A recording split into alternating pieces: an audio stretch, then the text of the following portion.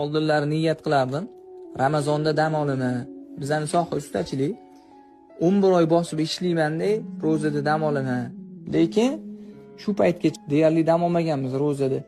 Nimani sababidan Allohning fazli barakoti bilan har yil Ramazonda shunaqa zo'r ishlar chiqadi.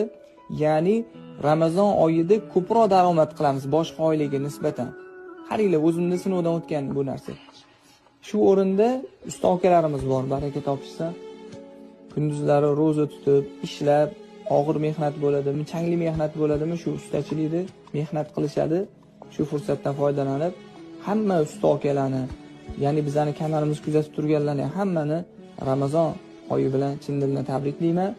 Ramazon oyidagi ro'zalarni chiroyli suratda tutib, hayitlarga gunohlarimizdan poklangan holatda chiqmoqligimizni Alloh nasib qilsin. Hammaga Ramazon muborak bo'lsin.